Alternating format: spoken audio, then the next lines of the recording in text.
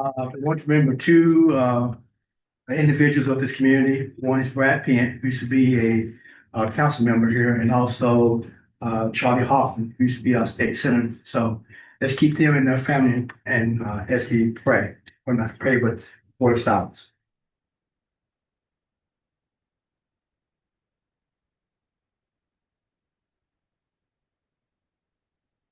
Thank you. Ask Ms. Mitchell if you lead us in the pledge. I pledge allegiance to the flag of the United States of America and to the republic for which it stands, one nation, under God, indivisible, with liberty and justice for all. Thank you. You may be seated. I'd like to welcome each of you here to a special call meeting for the Georgetown City Council Monday, June the 1st, 2026. We're here to conduct business for the city of Georgetown, and we will follow the agenda as written. Madam Clerk, if you will call the roll. Ms. Wilkins Brent. Here. Mr. Chris. Here. Ms. Hambrick. Present. Mr. Hamilton. Here. Mr. Minkey. Present. Ms. Leslie Mitchell. Here. Ms. Tingle Sands. Here. Mr. Stone. Here. Thank you, Madam Clerk. Item number 3, the approval of minutes for May 18th, 2026, special city council meeting. At this time, you should have received it. At this time, I will entertain a motion. So moved. Motion made by Ms. Hambrick. Do I have a second? Second. Second made by Mr. Stone. Are there further questions and or comments? All those in favor of this motion signify by saying aye. Aye. Those opposed, say nay. Let the record reflect that it passed. Item number 4, receipt of the check registry. If you have received that, show of hands, council. Let the record reflect that all has received. Item number 4 is public comments. On public comments, you will have 4 minutes in which to come and state your business before the city council. Once again, please say your name for the record, and Madam Clerk will time it at 3 minutes.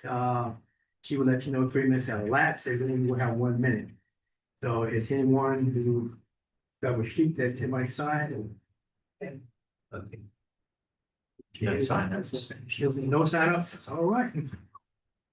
Item number 6, event application, splash, spin, Zoom, super, sprint, triathlon. Okay, so that's a little mouthful. Okay. All right, so my name is Brian Parker. I'm the Athletics Recreation Manager for Georgetown Scott County Parks and Recreation. Coming to you for approval for this splash spin and zoom super sprint. It is a 400-meter swim inside the pavilion pool. The athletes will then transition to their bikes, swim 10K from the pavilion utilizing Pavilion Drive and Champion Way. And then they will do a 2.5K run utilizing Pavilion Drive and Champion Way as well, without crossing all 4 lanes of traffic at that point, staying against the flow of traffic for the run. I do request that we have an EMS vehicle on site at the pavilion for the event. Therefore, it could be a sanctioned event through USA Triathlon Association, and a emergency vehicle or a police to assist with the bicyclist crossing US 25 at Champion Way to the roundabout, and then they will return back to the pavilion from there. Pending any questions. All right, you referred to request. At this time, I'll entertain a motion.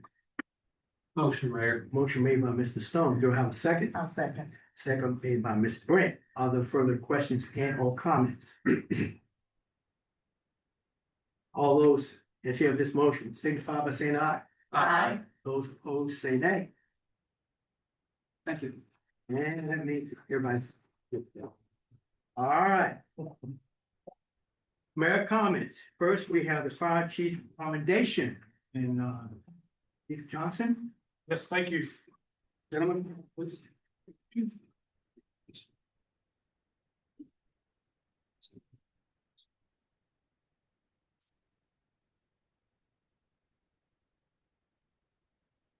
You guys were separated by your crews that day, please, or the 2 days. So thank Bronson, you were on horse ship on the 24th. Yeah, good day. Thank you. So good evening, Mayor, Council. It's an honor of mine to be here tonight to recognize two crews and present them with chief's commendations for their heroic efforts.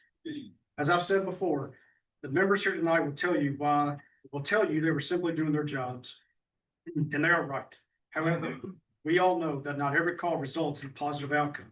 Because of that, it's important that we take the time to recognize when things do go right and when our people make a real difference. First, on April the 24th, Engine 1, first shift, consisting of Battalion Chief Chad Heisel. This is the crew here on the right side. Firefighter Chase Philpott, firefighter Bronson Williams, firefighter Braxton Webb, and probationary firefighter Tanner Hill responded to a call of a possible code 500. That's also known as a life or death situation. Engine 1 was the first agency to arrive on scene and found an unresponsive patient with no pulse and no signs of life.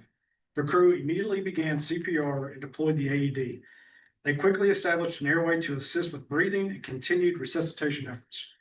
Engine 1 personnel worked seamlessly with Georgetown Scott County EMS to load the patient for transport, with our members continuing patient care in the back of the ambulance. While en route to the hospital, the patient achieved ROSC, which is return of spontaneous circulation, meaning the patient's heart began beating again on its own after full cardiac arrest. Today, that patient has made a full recovery. Second, 4 days later, Engine 1, second shift on my left, consisting of Captain Lincoln Pruitt, firefighter Josh Ford, and probationary firefighter Logan Downey, responded to a call for a person who had fallen. Upon arrival, the crew found a patient unresponsive. I'm sorry, did I miss Battalion Chief Chris Logan on that call? My apologies, I just recognized that. However, upon arrival, the crew found a patient unresponsive and pinned underneath a motorcycle. The crew immediately removed the motorcycle and assist the patient, finding no breathing and no pulse. A code 500 was declared, and the crew immediately began life-saving measures, including CPR and establishing an airway to assist with breathing. Engine 1 then transferred patient care to Georgetown Scott County EMS upon their arrival. Due to the quick actions and professionalism of these members, the patient was successfully resuscitated and has since again made a full recovery. I want to reiterate that the actions of these crews reflect the highest standards of our profession and demonstrate the impact that our rapid response, training, and teamwork have on saving lives in this community. At this time, I would like to ask the members of Engine 1, both first and second shifts, to please come forward when I call your name to be recognized. Battalion Chief Chad Heisel.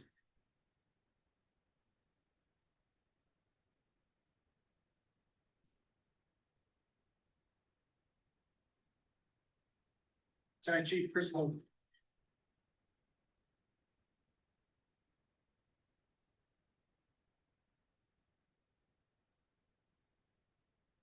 Captain Lincoln Brewer.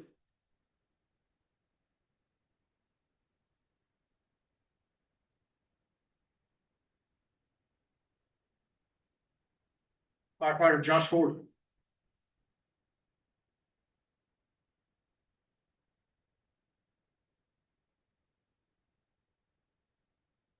Firefighter Chase Philpott.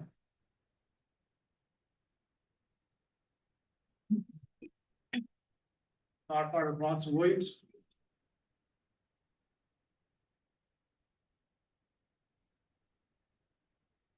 Firefighter Braxton Webb.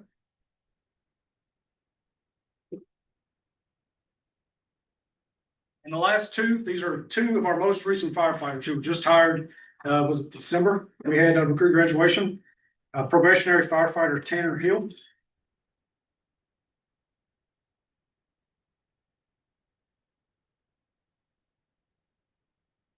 And probationary firefighter Logan Downey.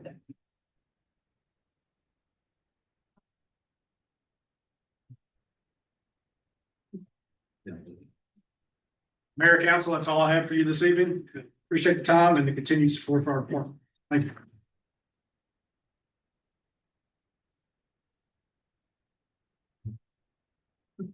Thank you, Chief Johnson, and thank you, gentlemen and ladies, for your effort, and also that when people on their worst days, we respond in a professional way, and because of that, we have saved lives. For the city of Georgetown, thank you so much for your service.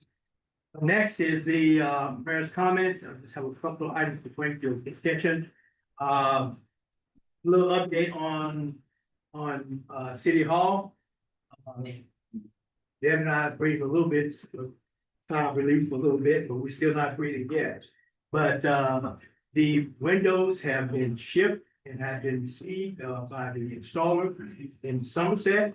And they should be coming, I think, this week or starting to put that in. So that's a good plus. There are still some other things that needs to be addressed and also some AV stuff to be done. And the hope is that our first city council meeting in the new building should be in July 13th city council meeting. And hopefully also during that time from 4 to 6, we'll have an open house for the public to see the new building itself. So that's update. We'll keep you abreast as things progress and any changes or anything that you need to be aware of. So that's good news. Right. Next, item 8, which is council committee reports. I'll start with police. Mr. Mankey. Right, thank you, Mayor. The police committee actually met this morning, with our normal, first Monday meetings. All of our members were there along with the PD command staff and dispatch coordinator and Stacy. Basically, the content of the meeting centers around staffing, hiring, recruiting. In the police department, we're currently at 72 officers out of 77. We have 5 additional officers that have accepted offers pending physicals. So hopefully, we'll be fully staffed here shortly. Both of our safety officers are on board and they're already seeing the benefit with the sworn officers. Just in the last several weeks, they have taken 100 calls collectively to help offset that workload. So that's a big benefit. Sworn officers. We also have interns for the summer that are being lined up. One is in background, one is in physical fitness testing. For dispatch, unfortunately, we've lost 2 dispatchers to new employment. So we currently have 19 full-time dispatchers, 3 part-time, 3 in training, and still have 7 openings. Some of the challenges that we're seeing there with candidates is understanding that full dispatcher, because they do everything, not just call taking or dispatching.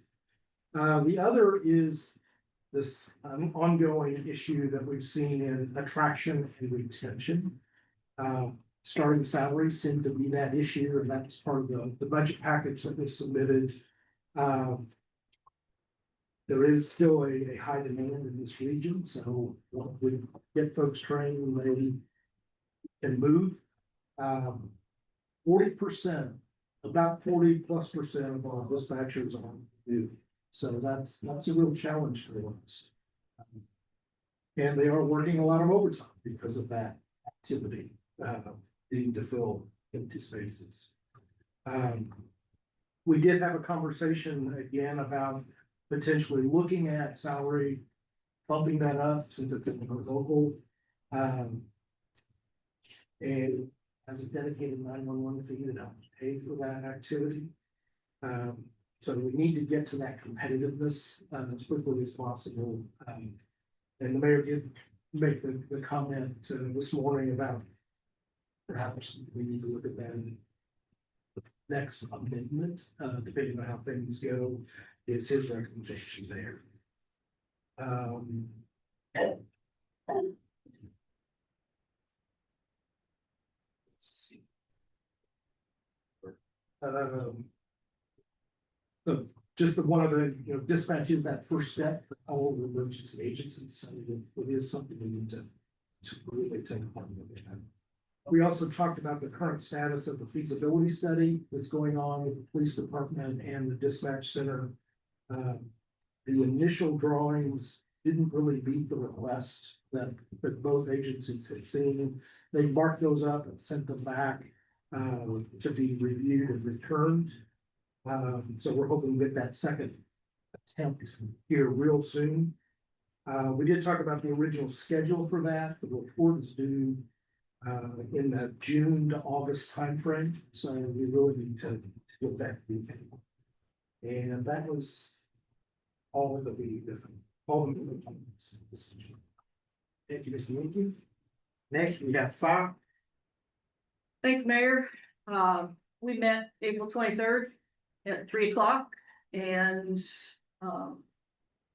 I was there and the mayor, committee member Michael Chris, Fire Chief Seth Johnson, Assistant Fire Chief Cam Johnson, Assistant Fire Chief Ann Willett, City Attorney Emily Butchman, Finance Director Stacy Clark, and still think the grants administrator. You're on the, I think you're on the Well, last it should be sentence. paid. Oh, I'm on the wrong one. Yeah. Okay. Why don't you come back for me? All right, thank you, Dan. All right, Public Works. Thank you, Mayor. We met on May the 20th. All members were present. The minutes were approved. As far as the general update from Public Works, we discussed the Horsey 100, which is even went. Chief Crew talked about that all the salt, his salt orders, 800 ton was 600 has been delivered. That they over 25-26 winter, they bought 1,800 to 1,900 pounds of salt. May 20th, the salt auction had occurred, but he hadn't heard anything as of that time. And the house on 1829 Oxford Drive, the house that was on the property for the Lexus Way, house has been secured, the gates are up and locked, and the property is being mowed. Eddie Hightower gave an update on engineering, the brick red pad for Main Street. They jumped around working on West Main Street. This was due to the Horsey 100, so they'll go back and catch up East Main Street and get it all done. He is really pushing them to get it done and get as quick as possible and make sure that it is they're keeping up to date on things. 2 bridge projects, the one on Clubhouse Drive, bids were opened. Nothing as of yet on those. And the old Oxford Bridge, the engineering contract was released. So as far as the sidewalk project on West Main Street, project's been sent to the Heritage Council for historical evaluation. They did come back and say that any of the existing walls on West Main Street are not to be touched due to the historical value. And that we would be looking at purchasing easements and getting at least 2 utility poles moved. Talked about the Sims Pike landfill that still catching polluted water, and that we're going to use the cameras to clean out the lines as far as that goes. For the street paving list was sent to Hamilton Hinkle, and they're working on prices and potentially a couple streets in the state which may be added to that list. One thing that was brought up in general discussion was parking on the south side of East Main Street. Maybe having a roundtable discussion coming that, about getting use of all the parking spots back there. Right now, there's approximately 45 spots that are available. May even be looking at quote for paving and striping, and looking towards tourism for signage. And we adjourned at 4:48. Thank you. I have one thing to say, fire committee, but I can turn in more You want formal ones later, but we have a push-in date for the new apparatus, which I believe is June 15th. And I'm not a real good explanator, but that I believe there's a tradition to actually push in the new engines and the new ladder truck. Go ahead. Yes, that's June 15th at 11 AM at Fire Station number 3. And we'll do all 3 apparatus at the same time. Thank you. So everybody take your vitamin I and push it in. I'm sorry, no, 11, did I say 3 PM? 11. 11 I'm sorry, 3 apparatus Three apparatus. at 11 AM. Okay. We're pushing 3 apparatus at 11 o'clock. Yes, Okay. just be at station 3 at 11 o'clock. Yeah. Station 3, 11 o'clock, 3 items being pushed in. Right, right. I think we pushed the one other one in at Fire Station 1 a while back. Yes, It's yes. just, no, they will have to revert, but don't worry about it. We're all pushing the force. Okay. All right, next, let's see, finance, you have something? Yes, Mayor, thank you. The Finance Committee, met on, May 18th, 2026. The meeting was called to order at 8 AM. Everyone was present for the meeting, the committee and as the mayor's staff. The minutes from the May 4th, 2026, meeting were presented and, passed unanimously. On the agenda was the 2026-27 proposed, budget discussion.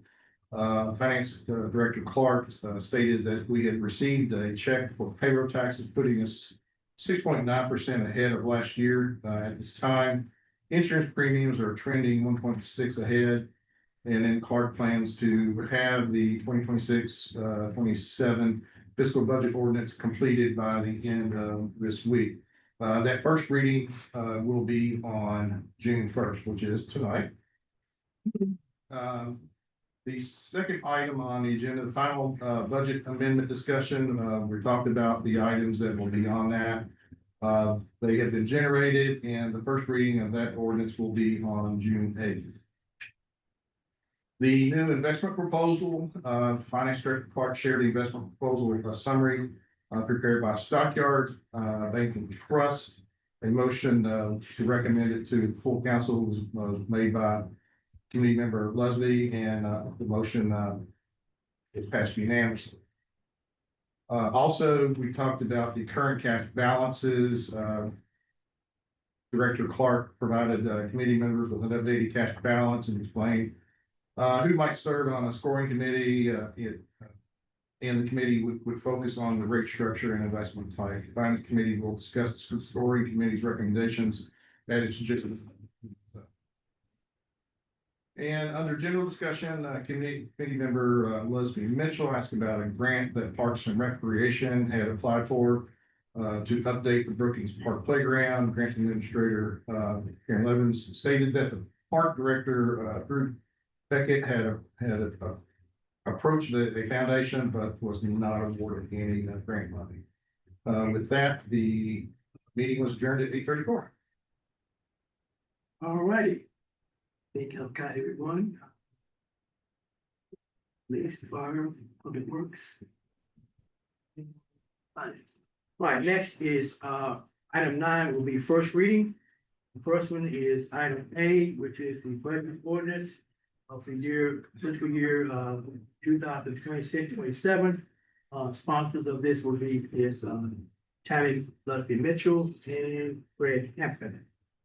Good evening. As always, we usually have a few changes between the initial presentation, which was on May 11th, and the first reading. A couple of these changes we found out about, I know, prior to that Finance Committee meeting, and came in after, but you had a memo in your packet, but I wanted to walk through those for the public to have. So the first thing I had mentioned, I think, during the presentation and also at Finance Committee, because of how we account for our lease payments for our leased vehicles, you will see the movement of those lease payments from the individual department budgets to our debt service, our 10-710, which is our debt service department. Same thing in the dispatch fund. They have one leased vehicle, so you'll see the movement of that from their regular accounts to the debt service accounts. that was a net zero effect on the budget. It was just a change in how we account for that to show it as, because at the end of the year, we account for that as principal and interest on the lease. So just wanted to reflect that. The second thing that we did discuss at the finance committee was, we had not included our lease payments on the ladder truck that we purchased last year. So we added that in, and I was able to go through and review some of our revenues and some other things to help offset that. So I'll walk through that. Those lease payments were about $364,000 per year. They're around $30,000 per month. And also, the fire department had inadvertently left off an $8,000, the Cortico Wellness Act that you all had approved a while back that they split with PD and dispatch. We had left that out of their professional services. To make up for this and to try to bring their budget back to balance at the time, I looked at the property tax revenue and was able to increase that. I think initially in the presentation, I had only done about a 4% growth trend on property taxes. Over the last 7 or 8 years, we've never trended less than 7%. So I went ahead and increased that projection to a 7% growth, which was 122,647 in additional revenue. That is the main area that I was able to increase. Even though we did have an increase after that last payment on payroll taxes, I wasn't quite ready due to how last year trended to increase that. Franchise fees, garbage, I increased that 15,000. Again, that's based on how we had collected. We had gotten another quarter in. So just kind of bringing that up to really what we would expect to collect this year. The franchise fees for KU or electric, $50,000 increase there. That is just a 2% growth over what we expect to collect this year. We've collected all 4 quarters this year. That one happens to come in early. And then police services, I increased 40,000. This is what we bill the school district for their portion of the SROs under the MOA that we have with them. And again, just basing that on what we've been billing. Obviously, we've added a lot of SROs over the last year, so I was able to increase that revenue. So those were the 4 revenue accounts that I was able to increase. And then workers' compensation, you may remember in the first budget amendment that we did for this year, we decreased our workers' compensation budget by about 180,000. I just kind of went ahead and went in and looked at that and based it on, so when I calculate the workers' comp budget, I'm taking straight salaries times those worker comp percentages. Typically after we pay the bill, we get a lot of discounts, a lot of modifiers, so we're not paying that full amount. So I used a very conservative modifier. I went over it with our risk manager, Patrick Johnson. I said, does this look conservative? And was able to reduce that workers' comp budget by about $100,000. Again, we did that in the first budget amendment last year, but I just went ahead and rolled it into the adopted budget. With that, at the finance committee meeting on the 18th, we were still balanced, but we did have some last minute changes come in from the interlocal budgets from the county. We received those, I think, the Thursday before Memorial Day. And the total increase on those, which are outlined in the memo, was about $322,000. And some of them were small reductions, some were small increases. Most of it had to do with calculation of benefits. They found a couple of errors in calculations of benefits in some of their departments. So the park supervisor, that actually went down by 11,000. Electrical inspection was a small increase of 735. EMA had an increase of 33,000, but most of that was they added, that one was a specific capital project that they added of $37,500. And then animal control had a reduction of 11,200. The majority of the increase was in EMS, about $310,000. 125,000 of that was a new position. I'll talk about that a little bit more here in just a minute. And then the rest was just, I believe some of the benefit costs have been omitted from what we had been given in March. So what we did, obviously looking at that, trying to look at our operating budget versus capital. I went back through their budget and did pull out any capital items just to reflect that in capital versus operating. They did have about 258,000 of capital in their budget. So I showed that in our capital total. And that still left us with about 64,900 of our operating budget where expenses are more than revenues. So we're having to use prior year reserves. So again, but the reason I wanted to come back to that position, I don't remember the exact name of the position. I forgot to print that email, bring it with me, but they added that new position that they expect to be grant funded. It's a $125,000 position, so our half of that is about $62,500.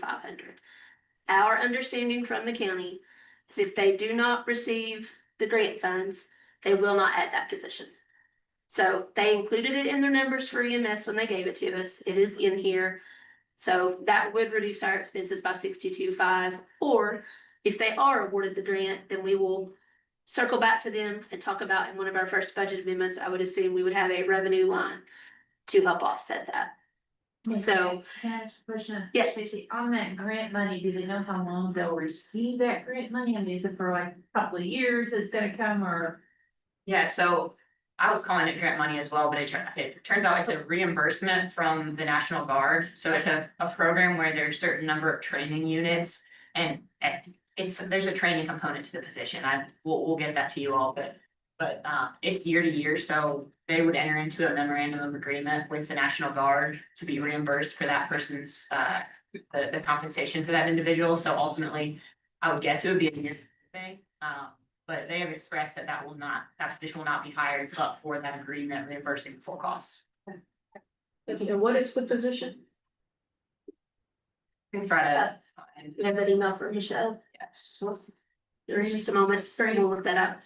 paramedic training position. Okay. Yes, So I guess in reality, the 64.9 deficit right now would be Yeah. pretty much just It would be pretty close Next to yes. pretty close. Yeah. No matter if they hire. Right, if they hire it or not. If not, then we'll talk about how that works. Funding wise, again, they included it in their EMS expense numbers, so we didn't want to not include it. Because we didn't want to not account for it. But I would assume that we would either be reimbursed from that MOA ourselves from the county. Either that or the expense will go away from our budget, one of the two. So with that said, again, that's the main thing that's increasing on the EMS side, plus those benefits. So with that said, our budget has just under 9.1 million of capital, and then using 64,900 currently of operating of prior reserve to balance. Stacy, and you may not know this, but how did they arrive at $125,000 a year for a training officer? That includes benefits. So that is salary and benefits. So for example, our police officers cost about 123,000 by the time you factor in salaries and benefits, but that is all inclusive. It's not the salary, that much I can tell you. That is not the salary, that is benefits 'Cause and it was, retirement as well. No, that's benefits, retirement, health insurance, benefits, retirement, all of that plus salary. okay. All right. Madam Clerk, you read the first reading, please.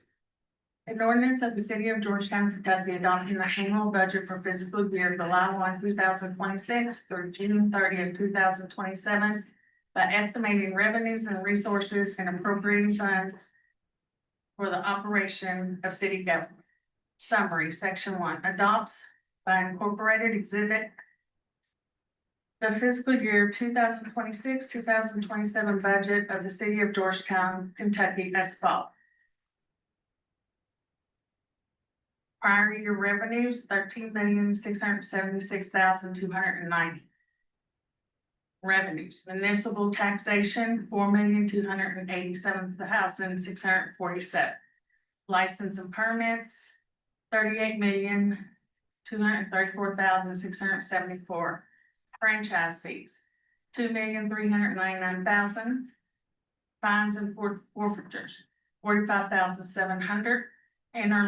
Intergovernmental revenues, $15,003,554. Charges for service, $1,944,189. Other revenue, $507,000. Other financing sources, transfers, $10,400,680. Total city revenue, 72,822,444. Expenditures, general government, 3,729,553. City council, 256,423. City clerk, 407,457. Police, $15,877. $15,877,222. Public Works, $5,214,764. Stormwater, $2,294,498. Fire, $10,096,429. Code enforcement, $464,748. Building inspection, $866,719. Dispatch and telecommunications, $4,930,193. Utility, $1,012,060. Community service, $876,000. Interlocal, $9,826,811. Self-insured medical plan expenses, $5,361,622. Capital outlay, $16,144,702. Debt services, $3,172,699. Transfers to other funds, $5,966,834. Total city expenditures, $86,498,734. Proprietary funds, revenues. Sanitation, $3,012,000. Cemetery, $210,000. Intergovernmental and intergovernmental revenue, $292,928. Other revenues, $6,000. Other financing source transfers, $292,928. Total proprietary revenues, $3,813,856. Expenditures, sanitation, $3,012,000. Cemetery, $801,856. Total proprietary expenditures, $3,813,856. Section 2 authorizes the mayor, except as provided in the Georgetown purchasing policy adopted in municipal order 11-08 and amended by municipal order 22-17 to enter into any contracts or agreements necessary to fulfill the operation of the city government within the allocations listed in this ordinance. Section 3 provides that if any section, subsection, sentence, clause, or phrase of this ordinance is for any reason held unconstitutional or otherwise invalid, such informalities shall not affect the validity of the remaining portions of the ordinance. Section 4 provides that all ordinances or parts of ordinance in conflict with this ordinance are hereby repealed. The full text of this ordinance is available in the city clerk's office at 629 North Broadway, Georgetown, Kentucky, or at www.georgetownky.gov. Publicly introduced and read for the first time, June 1st, 2026. All right. Any questions? All right. Moving on to item 9B, amendment to the personnel ordinance. Sponsors Todd Stone and Sonia Wilkins Grant. Good evening. This personnel ordinance is to accompany the budget. So we are bringing first reading simultaneously with that. As mentioned in the May 11th presentation of the budget, the additional positions being added are an assistant finance director, 3 police officers, 2 maintenance workers, and the change of the administrative assistant to code enforcement from part-time to full-time. So those were all mentioned in the May 11th budget presentation, and no other changes have been made. Madam Clerk. An ordinance amending section 2-60 of the Code of Ordinances regarding personnel. Summary, men's exhibit B of section 2-60C of the Code of Ordinances to add 3 positions of police officer within the Georgetown Police Department, 2 positions of maintenance worker within the Public Works Department, create 1 position of assistant finance director at the grade 118 within general government, and change 1 position of code enforcement administrative assistant from part-time to full-time. 2, provides a repeal of inconsistent ordinances, severability of provisions, and effective date upon passing of publication. Full text of this ordinance made available at the city clerk's office, 629 North Broadway, Georgetown, Kentucky, or at georgetownky.gov. Introduced and publicly read for the first time, June 1st, 2026. All right. Next, we go to item 9C. Dota -2025-01, sponsors Kim Menke and Michael Chris. An ordinance amending Article 2, Section 2.1 definitions and Sections 2.5 Pacific Use Regulations of the Georgetown, Scott County zoning ordinance as recommended by the Georgetown, Scott County Planning Commission. 1, amends Georgetown, Scott County zoning ordinance, Article 2, Section 2.1 definitions to consolidate definitions in 1 location and renumber items. 2, amends zoning ordinance Article 2, Section 2.5 Pacific use regulations to restructure sections to meet updated use regulations and accommodate expansion. 3, provides for repeal of inconsistent ordinances, severability of provision, and the effective date upon passage. Full text of this ordinance made available at the city clerk's office, 629 North Broadway, or at www.georgetownky.gov. Introduced and publicly read for the first time, June 1st, 2026. Next, item 9D. ZOTA-2025-03, sponsors Kim Menke and Michael Chris. An ordinance amending the Georgetown, Scott County zoning ordinance to align with state law, KRS 100.275 ministerial review, and to recognize the structure to create a more expandable framework for future use regulations as recommended by the Georgetown, Scott County Planning Commission.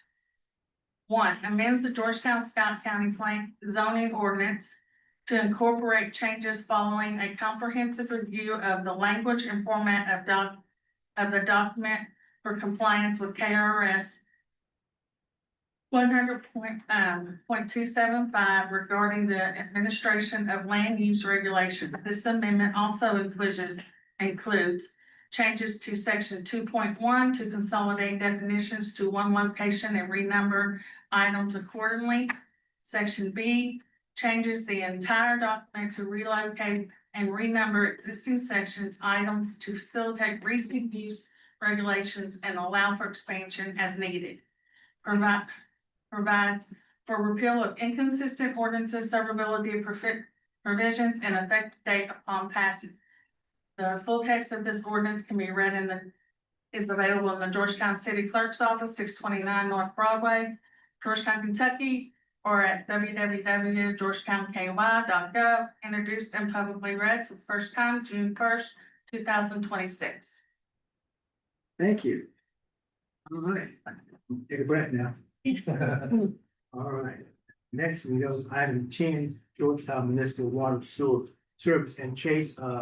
Since all these purchasing, unless you have any objection to that, I'm gonna let you go ahead and go through item A to G, and then we'll vote on that one. Okay? Sounds good, Mayor. Thank you. First item we have for your consideration tonight is Judy Construction. It's our monthly pay application, and this is for their work completed in the month of April of this year. This would have been brought at the last meeting that we missed because of the holiday, so we're bringing that forward to you tonight, a specially called meeting. And this is in the amount of $336,681.86. And I'll just say this, we're moving forward. We should, at the end of this, be at another milestone, substantial completion. Right. So, and then following that, end of this year, end of December, will be at final completion. So, next we have this is item 10B. We have purchase order, and this is for our water treatment plant. This is a monochloramine analyzer.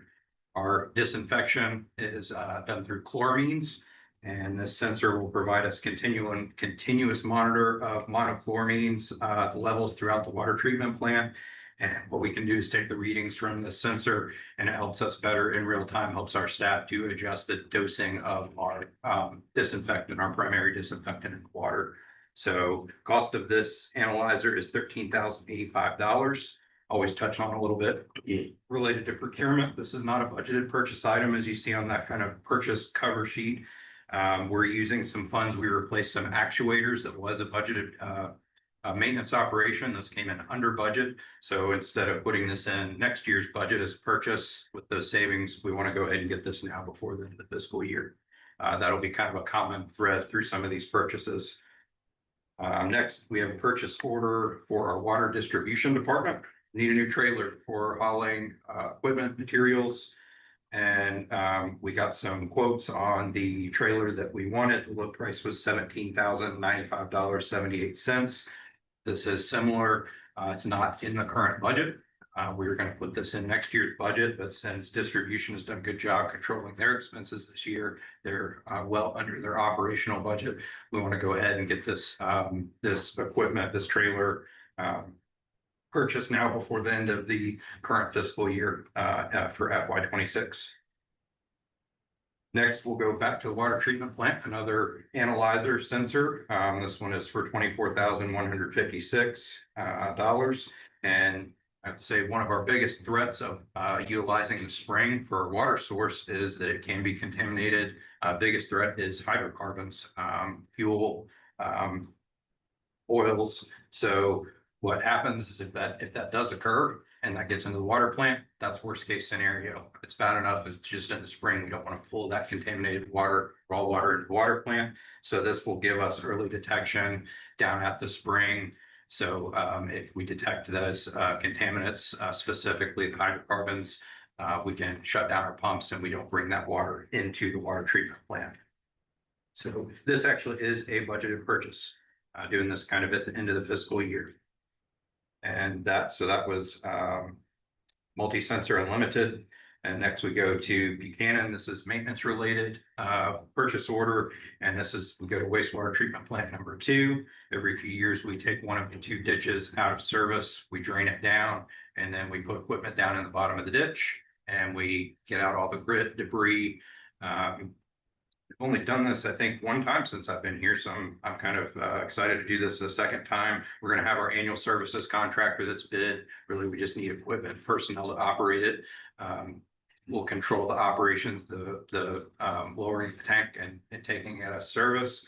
But we need to do this every few years. It's estimated to take just over 30 hours, 33 hours, I think, what they put together. And we'll complete this on one of the ditches when TMMK goes on their next shutdown. So this is budgeted. It's a planned maintenance operation. We'll go next to, that was Buchanan. We'll go next to Mead Tractor. We'd like to purchase, again, for wastewater treatment. Number 2, this is a utility vehicle. It's a Gator side-by-side, and it's replacing a unit that I believe is purchased in 1992 or 1993, so over 30 years old at this point, and it's time for a new one. This was approved by Toyota's purchase, and the cost is through the state bid contract, $30,142.14. That is a high dollar utility vehicle, but it is one that has the horsepower and capability, I believe, to push snow, so they can do their snow removal on their plant roads, as well as I think it can haul up to a certain load. So it's not just a golf cart, it's an actual piece of equipment. So that is for Mead Tractor. Then we move on to and that was budgeted, by the way. Sorry, I skipped over that point. That was a budgeted purchase. current budget. So we move on to the next one that is Boyd Cat. It's the final, just kind of standard purchase. And that is purchased through the State Master Services Agreement, $61,726.15. This is for a mini excavator for our distribution department. We've kind of started going that direction. This will be our second mini excavator that we purchased instead of one with the traditional backhoe. Feel like these are they do less damage when we've got to dig in somebody's yard, and they can get into smaller spaces. They do generally what we do as far as water distribution work. And this is another purchase order, not in the current budget, but we can do that with, again, the money they didn't spend in operations. Feel like we don't have to put that in next year's budget, that we intend to present to you at the next meeting. Will not go in the FY 27 budget, we'll purchase it now with these saved dollars. So that kind of wraps up the normal business, and I'm happy to answer any of your questions. Okay, I made a motion made by Mr. Hampton. Do I have a second? Second by Mr. Minky. Are there further questions and/or comments? All those in favor of these purchases from item 10A to 10G signify by saying aye. Aye. Those opposed, say nay. Let the record reflect that those items has been passed. Next, item 10H, and 10H is customer service water usage update. These next few, H and I kind of, they go together. But as I start this, this is just kind of monthly updates that we've been bringing you related to the questions that you all have received, we've received about usage. And I think it's appropriate that I'll embarrass one of our new commissioners, Mr. Gibson. The board has kind of, they want to let you all know that they're on this, they're involved. And so they're trying to make sure we have representatives at your meetings, and Mr. Gibson's been here the last few meetings. So I hope you'll point that out, and have that appreciation. I'm appreciative to have support from the board at the meeting. So jumping into this part, which is more into the kind of the monthly update that we promised. And first we have kind of just, this slide is related to leak checks. And this is for the month of April as it was completed. So on the left side of the screen for our 15,404 water customers. Sorry, it was actually, it's the exact number is 15,404 for April.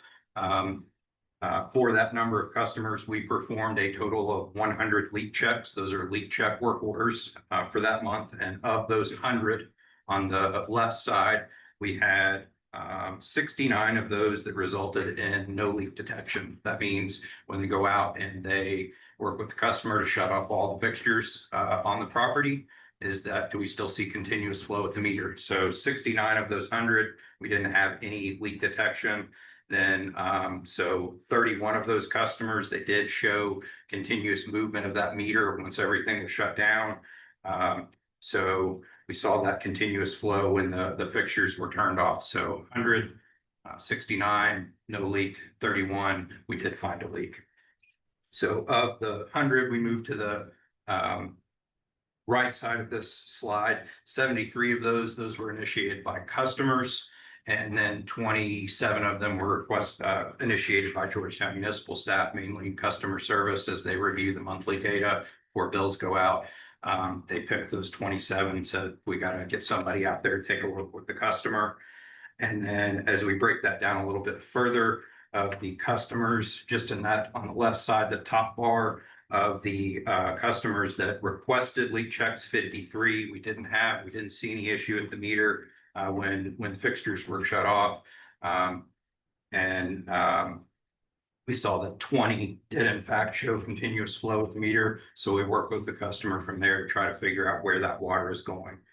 And similarly, the second line on the right side, as those are the Georgetown municipal initiated leak checks. 16 did not have a leak. 11, we did have a leak showing continuous flow at the meter. So that's when we have to dig down and try to help that customer find where that water is going. Because if it's not leaking out the meter and we're showing that usage and nothing's on, the water's got to be going somewhere. So we've got some breakdown on what happens on this next slide, but I'll stop there. Do we have any questions? Sean. So here's where we kind of break down further and we go from kind of the actual leak checks. This is where we get more granular and it is related to the actual leak adjustment outcomes.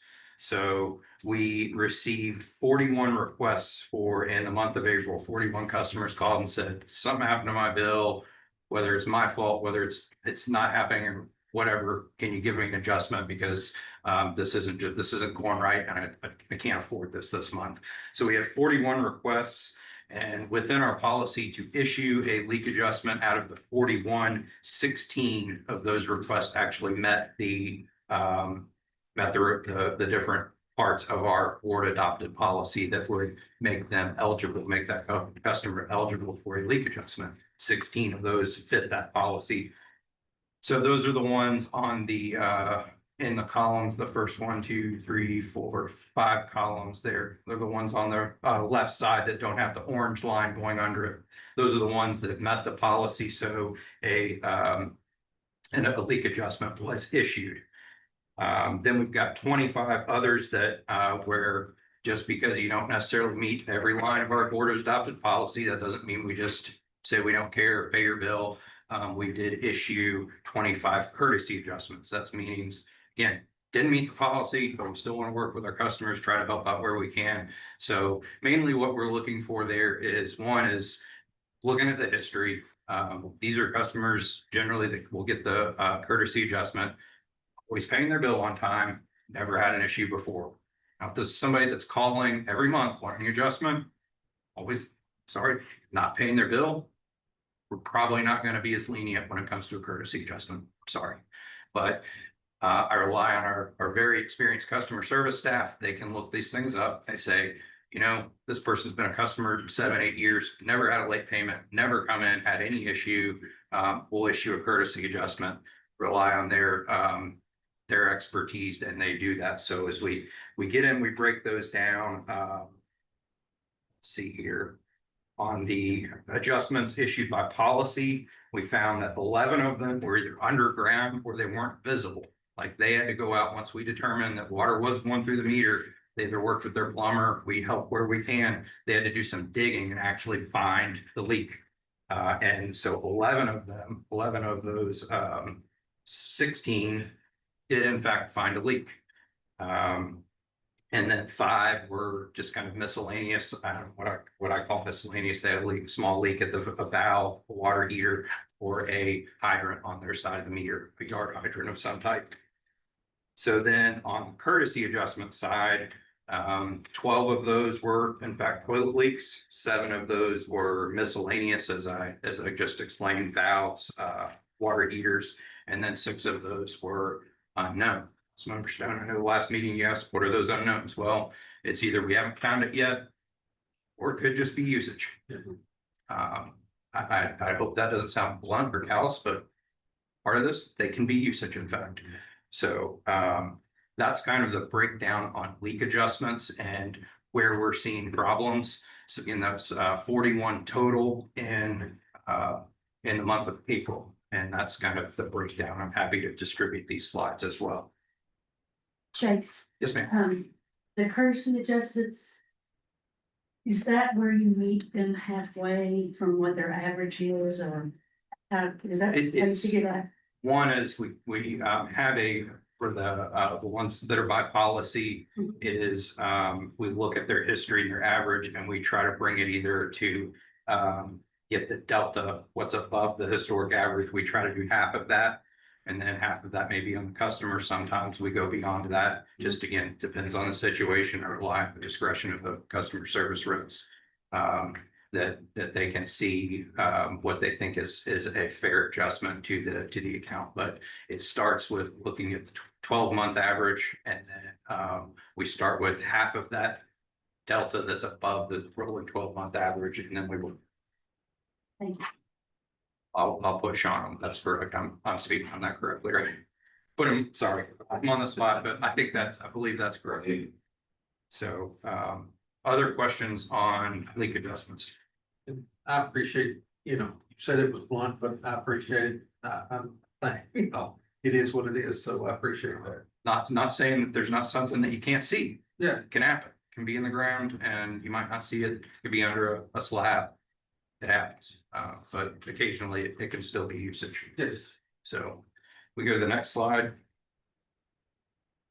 This is just something that we're tracking, and this reflects residential usage over the last 3 months when we've really gotten into bringing you all this data. So February, March, and April, you will see a little break there in the orange and I believe blue lines, because we added that between 5,000 on the x-axis, between 5,001 gallons and 8,000 gallons of usage. We added that breakdown because we did see that we had a good bit of customer usage monthly average that is in that category. So we add that. As we track that, we will populate those, but that's just kind of something that's jumping off the screen there that might not look quite right. But what I want to show is generally for our residential usage, on the y-axis, you'll just see the total volume, and then on the x-axis, we're breaking out different ranges of volume of usage. And I'm doing this to show month to month, those are tracking pretty closely. We're not seeing these wild variations. This tracks pretty well. Now, if we saw all 3 months look very different lines, we'd have a big problem there. I'd be pretty nervous up here talking to you if that was the case, but we're seeing this. And as we track total system usage that we do in our ops report, that includes treated water and purchased water each month. And then we track that annually. That's presented to the board every month. We're not seeing a lot of wild variations there either. It's pretty consistent. So kind of happy with where this looks, and we'll keep adding to this, see if we can find any trends that can point us in a direction if there is a problem. Next slide, please. Last thing is I want to give you a quick update on where we stand on kind of 2 different, I'll say, metering audit actions. And so first we'll touch with the customers that have reached out to Councilmember Dingle-Sames.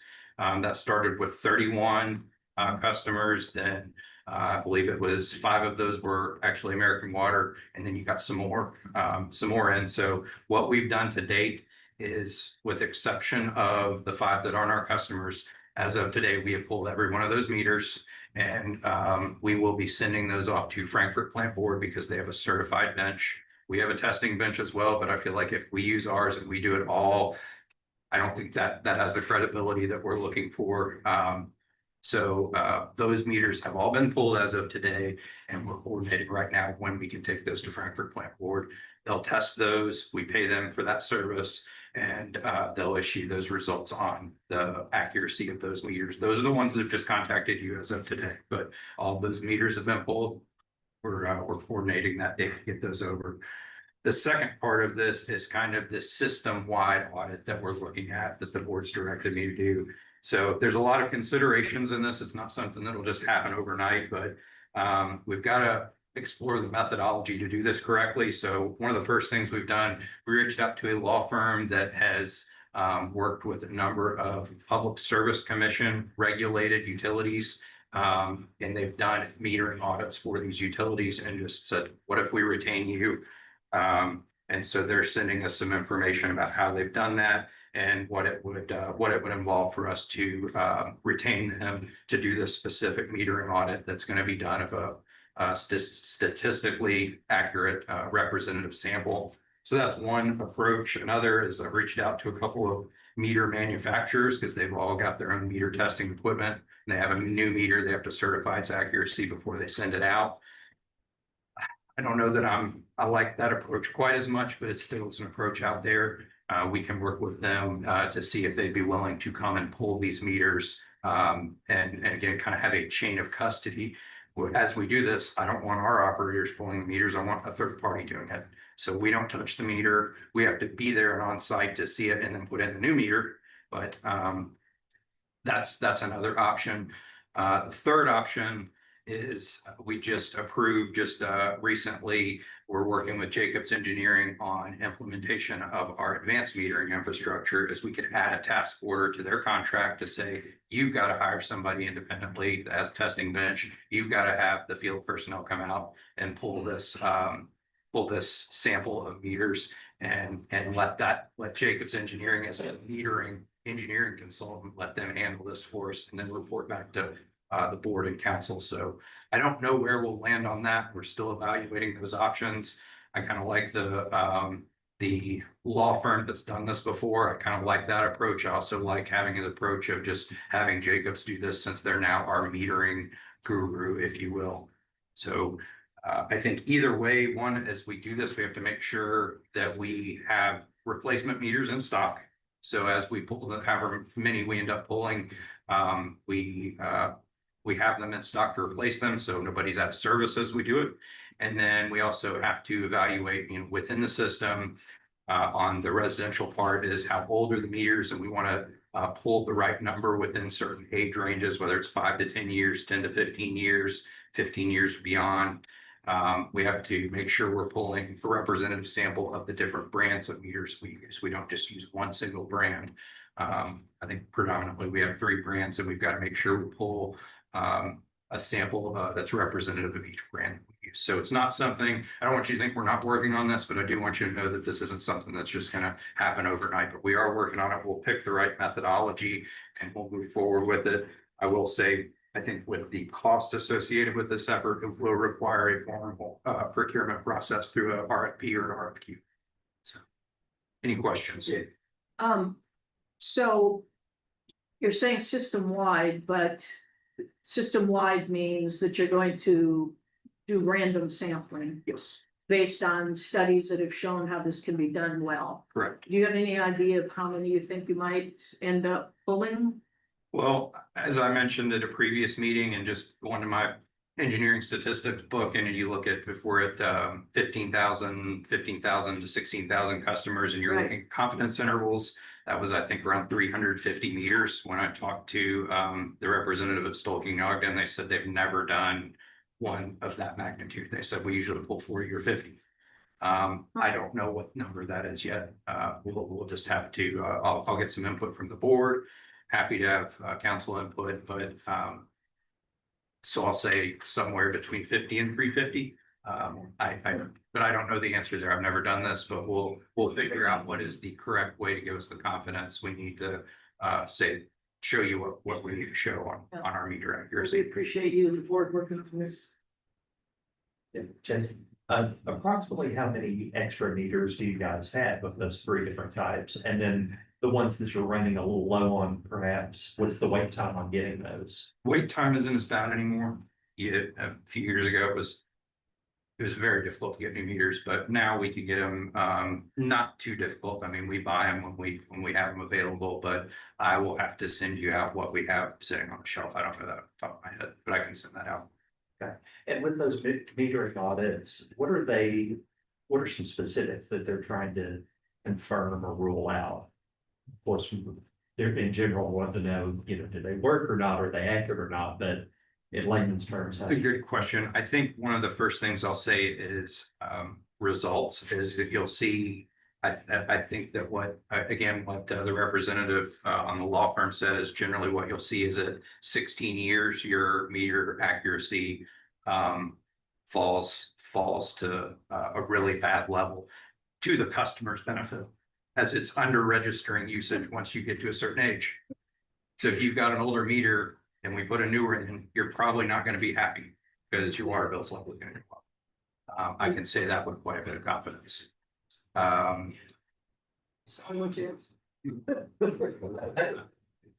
how can we get our hands on some of those older meters? I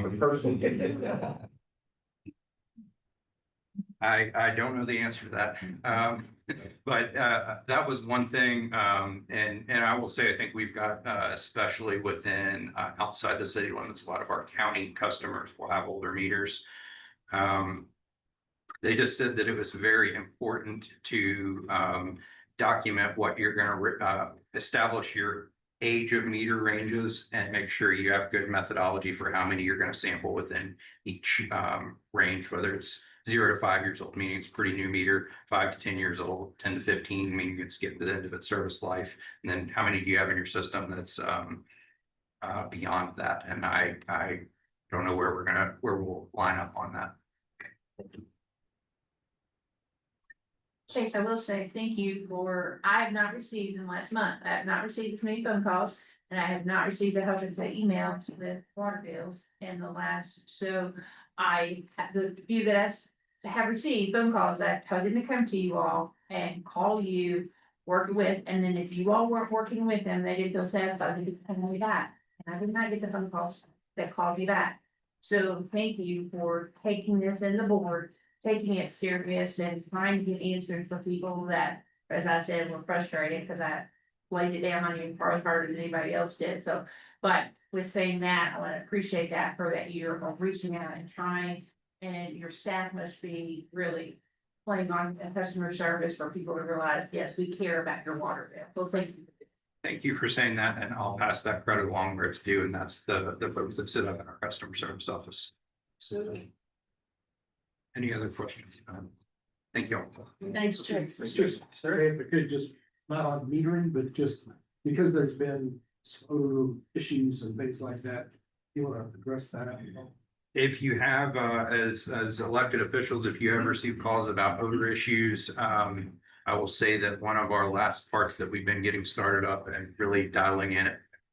Because it was a part of beneficial use that's part of substantial completion is our sludge processing. And I will say I've noticed it's bad at any number of calls. But we aren't dealing in things that smell good at point one. And in getting our biosolid or sludge processing dialed in, we've got to churn up some of that sludge that's been sitting in tanks for a while. It's gone septic and it does not smell good. However, I do believe on that issue specifically, I think the worst is behind us, and hopefully we should get that once everything is working and we've learned the new processes. I think that you're not going to have those complaints. Oh, okay. Thank you. Check your staff for their work. Item number 11. Office of Affordable Housing and Homelessness Prevention Quarterly Update. Candace? Yes.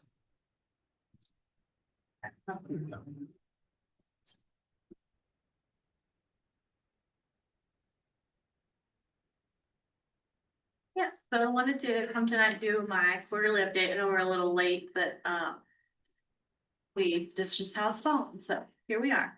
I do have my timeline on the next slide that I gave out last November. This is kind of how I'm still tracking the progress of my office and making sure that we're staying focused on the goals that were outlined in the housing needs assessment. And so the first thing I wanted to talk about tonight was that first goal was to expend the money from our emergency solutions grant. And as of Friday, that has been done. We've wrapped up our first round of that grant. If you'll go to the next slide. I had this the last time that I was here, but I just wanted to bring it one more time. So we were funded the ESG funds originally for that first cycle on the top line. And we had to file for an extension for those funds. Again, I mentioned this last time, but we were notified of funding a few months into that grant period. And then because we are a new project, it took a few months to get all the way set up and rolling. And so we extended those funds until last Friday. And so we have now expended all of those, and we will be moving to the next grant cycle, which is that second one, ESG 2025. And then we have officially applied for the ESG 2026 funds as of a couple of weeks ago. So just wanted to update you where we're at in those funding cycles. If you'll go to the next slide. So I say these numbers are the official numbers. However, I'm sure over the weekend we probably served a few more clients. And so it might be a little bit higher than this, but as of last Friday, with our emergency solutions grant, the very first cycle, now that it's completed with our emergency shelter funds, we served 322 clients from July 1st to May 31st of 2026. If you'll go to the next slide, I have a little bit of a breakdown there because I know some folks like to see that big number broken down. So I have the age breakdown there. And then the clients broken down, men, women, and children. And then lengths of stay. I thought, I don't think I have brought this up before, but I thought it might be important to bring, for you all to visualize, how long folks are staying in the low barrier shelter. That largest number is 0 to 7 days. So that is the staff really working, to get folks in, to get their needs met, and then try to move them to where they, need to go, the next steps for them. And, so they're not lingering. I feel like that is, something that folks get concerned about with low barrier shelter. Are folks staying, for long lengths of time, and, that's simply not happening with Heather and her staff. Those numbers, like those highest 100, 181 days and over, I know for a fact, I know all of those 6 clients, have some really severe medical or disability needs, and they are having, to work really hard to advocate for them to get into some sort of very, specific, assisted situation. And so they're working with them to get them to an appropriate next step instead of just moving them on because they've been there too, quote unquote, too long. And so I was really proud when I was running those numbers of, the gathering place and the way that they're serving clients there. Does anybody have questions on that? I have a question. Yeah. There's quite a bit of discrepancy between men and women, which surprises me. Do we know why? Are more women just falling through the cracks of getting help, or do they go with family more easily, or? I think there can be lots of reasons. I think the number one for gathering places situation is they have more room for men. They've been serving men in their, emergency shelter scenarios, for longer, and added women just a few years ago. I think that's partly why we're wanting to get them more space, so that way they can have open up more beds. I also know that when women come with children, they try to fast track them to their gathering place program instead of the low barrier shelter. It just seems to be a better fit when there are kids involved. And so I think, if you looked at their numbers in their program, it might be a little higher than in the low barrier shelter as well. So I would say those are probably the 2 main reasons for the difference. And it's on the length of stay, 0 to 7 and 8 to 14.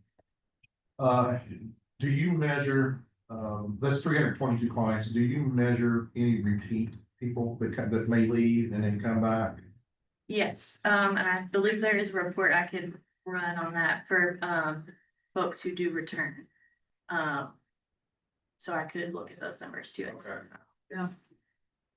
Yeah, that would be a good measure of how, how successful, Right. they are in getting into, other areas, whereas if they're repeatedly coming back, Yes. do they need something else? Yeah. Thank you. All right, we'll go to the next slide. The ESG grant also funds our rapid rehousing program. And so I believe these numbers are actually correct, no changes over the weekend. But we've served 57 clients, since the beginning of the grant. 8 of those are those ongoing rental assistance, households. So folks who we are paying, part or all of their rent, for like 12 to 24 months, just depending on situation.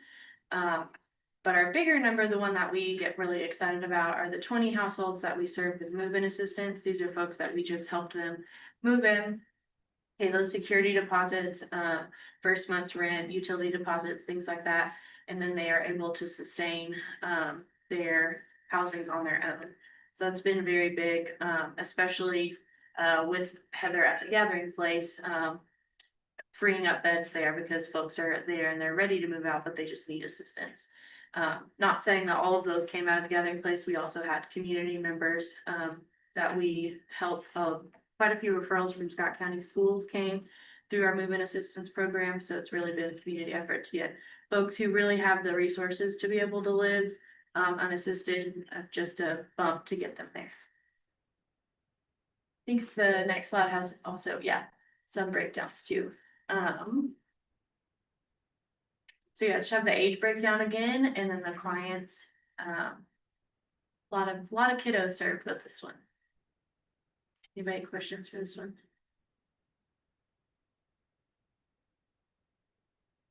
All right. We'll go to the next slide. One of the goals on the timeline is to try and talk to our community members and research how to possibly mimic the Transylvania Affordable Housing Project in Lexington. But kind of create the Scott County version here, because that project is so unique but very successful. And so I will say we have had some really great meetings about this. And I feel like there's been a lot of good conversation about that really seeming like a very good project for here in Scott County. So I hope soon to bring more details on that to you, possibly a work session on that. One thing I did want to educate on tonight is if you go to the next slide, we have been talking a lot about, or I talk a lot about workforce housing. And so that typically is in the 60 to 80% AMI range. And so someone in a meeting the other day was like, I hear that a lot, but I don't know what the incomes for that is. And so I just wanted to bring this chart with me. I think it's very eye-opening because workforce housing, affordable housing, I think there's a stereotype behind that and a population of people that people tend to think about. And when you look at these income levels, it kind of shifts viewpoint a little bit. The workforce housing targets folks like teachers and nurses and folks working at Toyota. And I think that helps shift the way people feel about this conversation a little bit. That's the housing that we're needing is on all levels.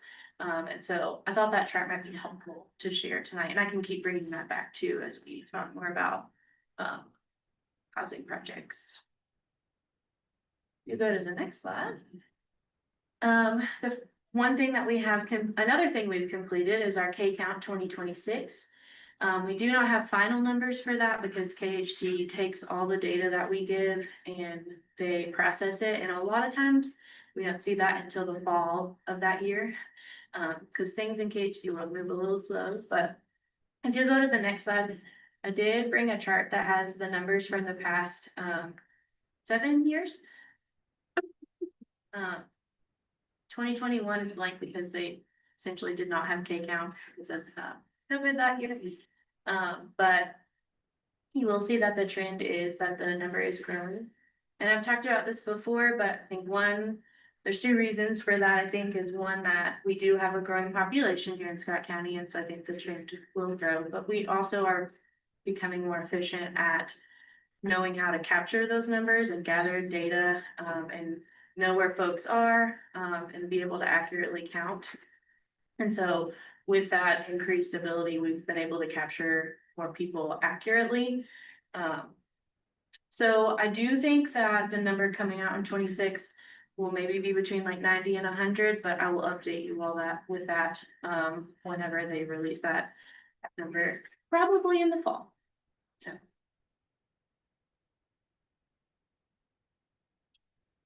The next thing on that timeline is to consider ordinances and to reduce soft costs for affordable housing. To go to the next slide, there's some examples of that I have been looking into.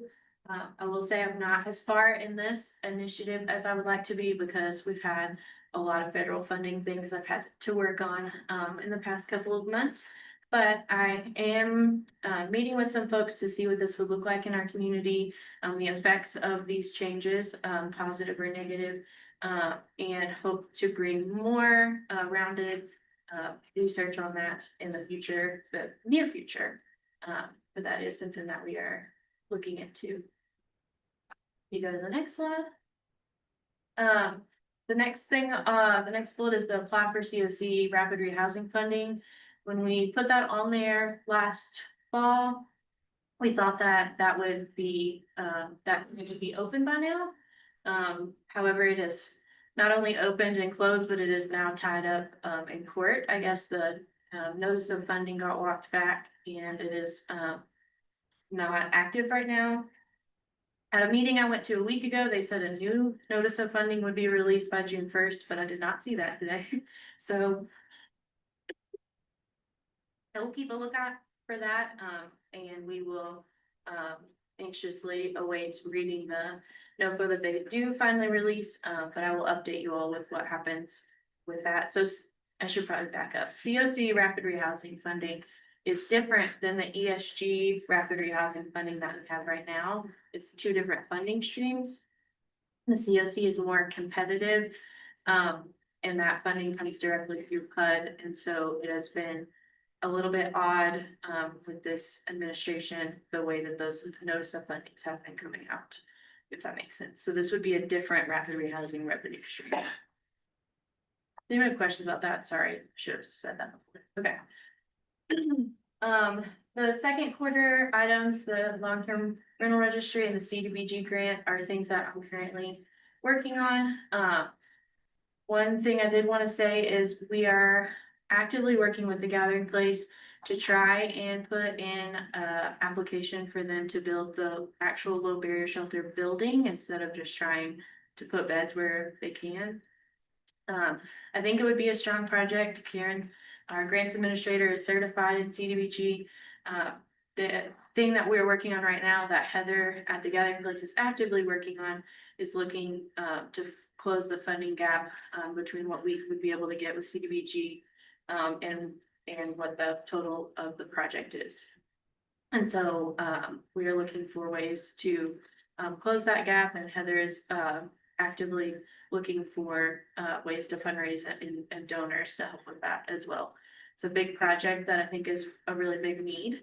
They stay full year round at this point, and so additional space would be very helpful.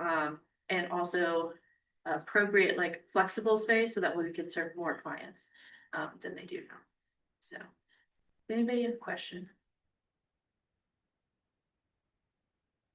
Okay, thank you. Appreciate that, Mayor. I'm sorry, I do have one, sorry, this. No, you're fine. On the affordable housing, that's not wanting to put you on the spot, but what would you say would be the biggest barrier right now for us to start getting into affordable housing in Georgetown? I think the hard part is making all of the pieces fit together at the right time. So grant timelines matching up with the willingness for people to move forward, and then finding that perfect piece of land that fits all the boxes. It's just a lot of moving parts, and I think that we have been planting seeds since my office has opened, and I think that we will soon hopefully see some fruit from those lots of conversations that we've been having and trying to make connections. So Thank you. yeah. Candace, can you on the CDBG application, remind on the design funding that's already in place that. Oh yeah. Will help with Yeah, so it's CDBG, your choice. yes, we helped, yeah, I was trying to think, it was not last year. It was the year before. Year before. My office worked with Heather to secure funding from Toyota to be kind of the initial donation towards the CDBG project, and they have used part of that, not all of that, to do the design work and do a lot of prep work for the application when we do eventually put that in. So. So it's, sorry. Yes. So any updates on the public-private partnership that I've been raised? Yes, so again, that we have some projects in the works. I just don't feel comfortable like sharing a lot of details because there's nothing for sure yet to be shared, but hopefully we have a work session soon and we can bring something to you all. What's up with July deadline? For funding, What has a July deadline? one of the public-private partnerships. But that everybody's full of.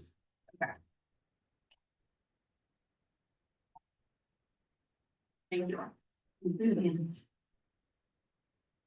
All right,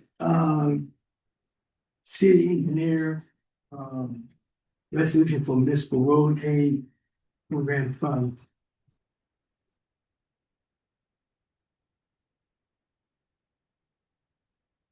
Thank you, Mayor. This is, we do this every year. This is an agreement between the Transportation Cabinet and the city to receive funding to pave streets for street paving. The amount is $210,976.51.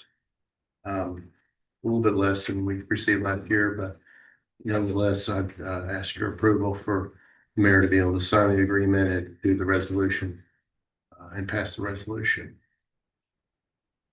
All right. Receive the funding. Yes, I need a motion. Motion made by Ms. Mitchell. Do I have a second? I'll second. Second made by Ms. Brent. Any further questions and or comments?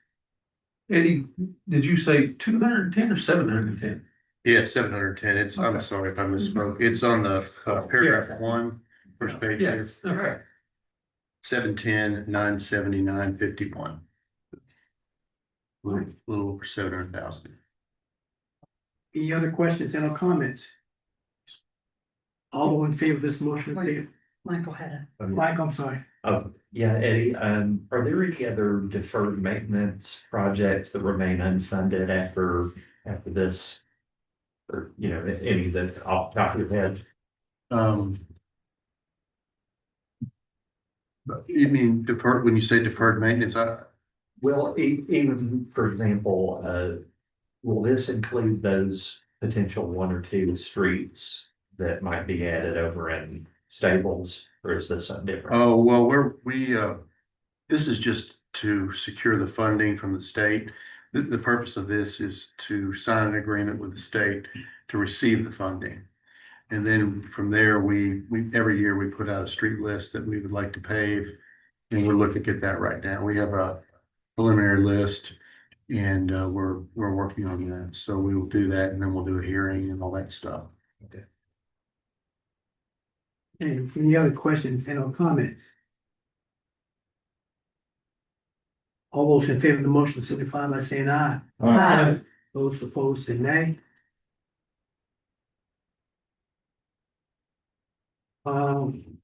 Item 13. Police resolution for bulletproof vest partnership. BVP grant. Hello. We have existing funding for this program. And so this is just another round to continue it. It reimburses 50% of the bulletproof vest anytime a new officer is hired or an officer with an existing vest. The vest expires, for lack of a better term. And I think that the cost right now is like just under $900 per vest. So we will be reimbursed about 450, maybe a little less. That's probably. Nice. Motion made. Motion made by Mr. Stone. Do I have a second? Second made by Mr. Minky. Other further questions and or comments? All those in favor of this motion signify by saying aye. Aye. Those opposed say nay. Item 14. Finance municipal order for Stockyard Bank reinvestment. Yes. This is in our investment account at Stockyards Bank. We have another $500,000 that is about to mature or just matured. And Stockyards Bank sent a proposal that the Finance Committee has considered and is recommending for approval by council. They have again asked for some flexibility to get us the best rates. At the time of investment, you can see they're recommending maturities of 1 to 5 years. The approximate yield, they're anticipating 4 to 4.75%. They'll invest this in $100,000 to $250,000 segments. And you can see with our securities that are maturing in July 26, August 26, and 2027, those securities are all just under 4%. And with the last rounds of investments that they've been able to make, where we've given them that little bit of flexibility, they have been able to start securing interest rates above 4% for us. So giving them that flexibility to get what is our most advantageous rate at the day they go to buy the securities has worked well. All right, at this time, a motion. Second. Motion made by Mr. Hampton, second by Ms. Mitchell. Are there further questions and or comments? All those in favor of the motion signify by saying aye. Aye. Those opposed say nay. Item 15, council discussion, old business. Mayor, would you mind just, I'll give this back up to get some clarification on Yeah. Councilman Mickey's. Yeah, go ahead. Thank you.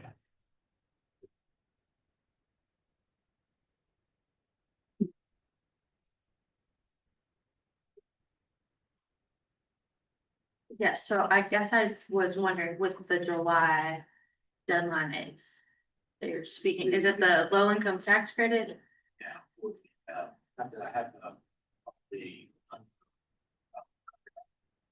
So the deadline for that grant is in September. June. June initial. The pre-application was due May 14th. I'm sorry. Yeah. That's the program, I'm sorry. but that's the program you're referring to. Yes. Okay, yeah, and that was final. On behalf to secure it. Till the end of June, July. So what is the July deadline? To secure the property, to be able to be eligible to then proceed with retention. Okay. Okay. Thank you. All right, thank you. Old business. Mayor, if I could, I could think it's old business, but I was talking with a citizen today and they were talking about, I know it's been into the traffic committee, but about Gno and the thoroughfare that Gno is, the drive fast on Gno. And they had, asked the traffic committee and Todd had called me this afternoon, and they've asked for that to put, instead of the calming mechanisms that we've talked about on that road, is to put up a stop sign on the corner of Walnut, which Walnut has stop sign, but then on Gannett, so it becomes a four-way stop to slow and to slow that traffic down, that they would have to stop and then have to pick up speed again. I'm sure in the beginning, if we were to do something like that, there would have to be some grace in that to know that the stop sign's been there when there has been one for years, but I would like to propose that the council would consider doing that. I know it may not fit all the standards that we normally go by with that, but try it and see if that wouldn't slow it down, and that's more cost efficient for the community if it would work, than to put in the speed humps and the things like that in place on that. It's just a long stretch of road that just needs something to slow it down. And the citizen, he lives all the way on that corner. And so he made that suggestion. He's made the traffic committee's talked about that suggestion. So I think it's something that the council should drive up there, take a look for themselves, and something that we could do, and you could do rather quickly. And if it was unsuccessful, you can undo it and not have a lot of cost into it. But I think that could, if we had some of those long strips, that we could stop some traffic. And after a while, people will get used to, oh, I gotta stop here, so I gotta slow down, so. And there's several residents in that area that have kids, and there's some that have moved out of there because of the fear of their kids playing in the street and potentially getting hurt. So, it's something that, and Eddie and I have argued on the traffic committee, I wouldn't say argue, but we've had discussions about it, and, I still think stop signs work. He said, well, we gotta move forward with traffic calming. And so, when the resident also spoke with myself, I said, we'll bring it up and see what we can do, because it is a long stretch, and there's a lot of people that, and I've sat over there myself and seen them fly down through there, so. I know you had too, being you live close to that area as well, so. Yeah. So, If we could actually put it on maybe an agenda item, that give all the council time to go over there and set at that intersection and watch how many traffic and see what you think. Could be, it might be, like I said, when you first put it up, there's gonna be a lot of grace because people are gonna go through it, not knowing it's there, but if the council would go over, take a look at that area, see what they think, and then if we put it on the agenda for the next agenda, and then discuss it further as to what action to take or not to take on it. So, no, we're just gonna do that. My question is, we have a lot of streets that have those straightaways. And that and so if you're gonna put it there, you may have to look at putting it at others too, so, that's something we can look at, so. Yeah.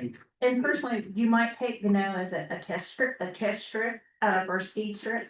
And take that as a test and see how it works or how it doesn't work, because like Showalter, that's where Showalter, that's another one, that ones that we're talking about, right? Going through your neighborhood's another one, so just take the no. Good night, it was in the top 5 of Yeah. the streets. It knows lovely, long, big, wide street, but whenever we have a big wide street, you want to drive faster on it, and I do, I'm guilty of it.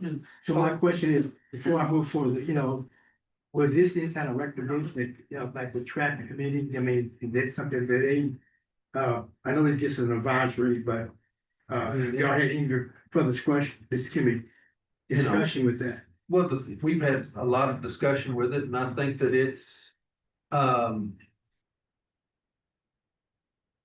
part of it. We've discussed about having the speed tables on there, but there's the first ones were starting with Seminole and with Aztec and with Pocahontas and then moving to Showalter. So I think it's, this may be something, be it even if it's just temporary, See how it works. to see how it works. So I mean, it may be something till we can, because we get, as Eddie just got up and spoke about, we only get limited funds from the state.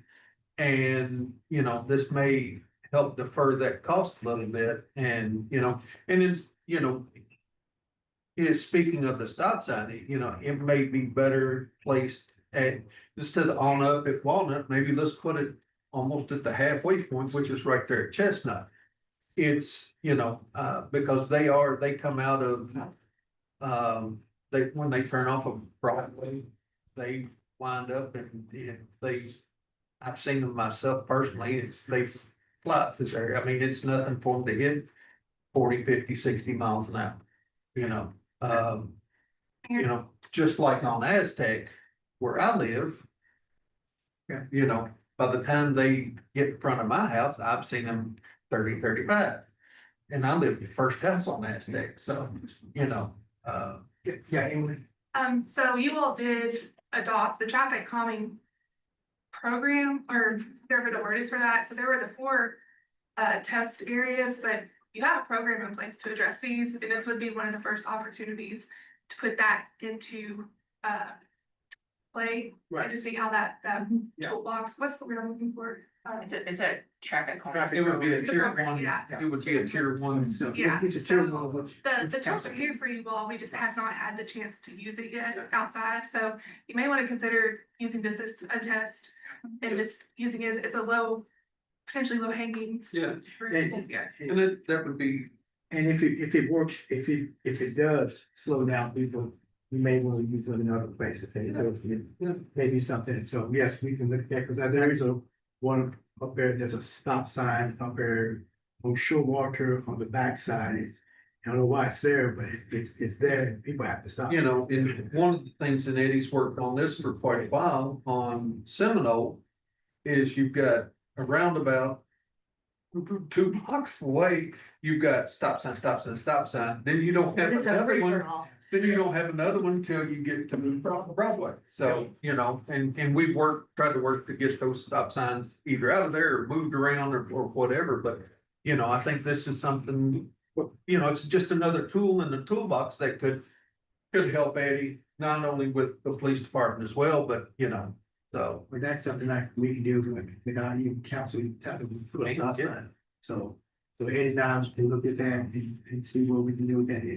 I think it's interesting too that you have the input from the citizens who actually live there, because the Seminole residents are like, we tried those stop signs, we don't want to, when are we getting our speed bump humps? And here's somebody who's saying we think a stop sign might do it, Yeah. and it might. Correct me if I'm wrong, I think was not one of those 10 streets That's supposed to be getting the speed, speed device, Yeah. speed hump. But, you know, and just with limited funding and that we, you know, we only get so much money from the state, we try to pave as many streets as we can, you know, So you're saying maybe, try this as a test, and if it works well, then maybe something we can save on, pay, cut more streets on. except, you know, Something good, okay, Downside. we're all, we could, Yeah. okay. Mayor, I have another, Yeah. old business. I'm glad that we've made progress on the P and Z. Kind of technical terms and cleaning things up, but I think we want to keep moving this effort forward, and so maybe the next meeting we can zero in on some of the other priorities. I know the last meeting I mentioned 2 or 3 that I wanted to emphasize off of your all's list. But I think it's time to put that back on the forefront and keep pushing forward. Does that sound? So. I do or we not. have the planning commission staff back, at the next 2 or 3 meetings to finish presenting text amendments to you all. And then using that for you all to have discussion and consider what does or doesn't address what you talked about. And I think the plan that we talked about as a group is, once they get through those presentations and you all decide what to do with those, then the conversation turns back to Okay, what's still hanging out there. That's my. so you have a logical progression in place for that. Yes, so at the next meeting, they'll be here to present on 2 of the proposed text amendments. I think it's 2, 1, and 1. We're trying to group them based on the content and how similar they Okay. are. And also digestibility, because Mhm. the last one is a doozy, so. Yeah, If you wanna shift that plan, totally fine, but that's what we've been communicating with the staff, okay, kind of coordinating how to keep all the pieces moving forward, but let's get through the work that they've okay, that sounds great. presented. I appreciate it. All right, any other old business? New business? The only thing that I'm getting phone calls about right now is the fact that the lazy river is down. Well, it is, it was. And it's a pump or something? Yeah, and that pump has been ordered, and as soon as they get that, it'll get put back up. I can't give you a timeline on that, but, Okay, so once they get that, it shouldn't take them long to turn it over. Matter of fact, I got a text from Drew on that, saying that was the issue. okay, and then, I don't think the public knows that, we have in the budget plans for an outdoor lane pool. And it's in the design. Where are we with that? We're working on negotiating a contract to bring to you all, so we did open and review qualifications, so we just haven't been able to receive the fee proposal yet. Okay, From the selected vendor to see if we can negotiate that and bring it to you all, but I would be hopeful that we could bring it on the 22nd. I think next Monday would be a little optimistic, but the 22nd seems very realistic. okay, so it'd be good for us to be able to celebrate that when it's starting. Okay. Any other new business? All right, item 16, council comments. All right, Mr. Chris. Well, thank you, Mr. Mayor. A couple of quick things. First off, we recently had the Horse 800. And it was pretty rainy, but luckily, you know, as usual, no accidents, no major problems with that. A couple days before the Horse 800, I ran into a business owner downtown, runs a very successful business, and I asked her, what impact does the Horse 800 have on your business? She says it's huge, that those riders come in and spend a lot of money that entire weekend. And so this was a couple days before the raining 3-day weekend. I don't know how much they came in then, but they definitely really like the Horse 800, and they also live in town and say it's for them, you know, worth it to have a minor inconvenience of occasionally getting behind a cyclist now and again. But when Lori Saunders says it's a great event, it sounds like it is a long story, great event that brings a lot of income downtown. So that particular business owner wanted me to share that with everyone. And then second, a real quick brag on Georgetown. family member of mine was in Bourbon County, for business just a few days ago. Met up with somebody from out of state, and when they came in and, met, the out of state gentleman said, I just drove through this town, on the way here. Most beautiful downtown I've ever seen. They've got hanging flower baskets. It's just gorgeous. There's, it's like a Hallmark movie. And, the person said, it's called Georgetown. And then, yeah, my family member says, yeah, I live there. Thanks. We appreciate it. We love it. So, definitely makes you feel good knowing how great the community we have and how public works and tourism and everybody involved in keeping downtown looking how it is great. So that's, just wanted to share that as well. Thank you. It seems. I just, back off of what Michael said, we got some, because it rained, we got some customers in the shop that were here for horse season, went under the things out and ride. But over the weekend, Kevin and I actually went up to Stanton, Kentucky, and they had a really nice festival up there. But I don't get out of Georgetown a lot, out of Central Kentucky a lot, but going to other areas, it makes you realize just how blessed and how fortunate. I mean, they did a wonderful job with the little festival they had, but how blessed and how fortunate that we are to have the problems we have. And when you look at some of these other Kentucky cities that you go through and look at them, so we're really blessed with the area that we live in. Mr. Mackey. Just a quick request, so of the presentations we had tonight that work in the packet, we got 70%, pretty sure we did, right? Sandberg. I think there's a lot of evidence that we are a working council.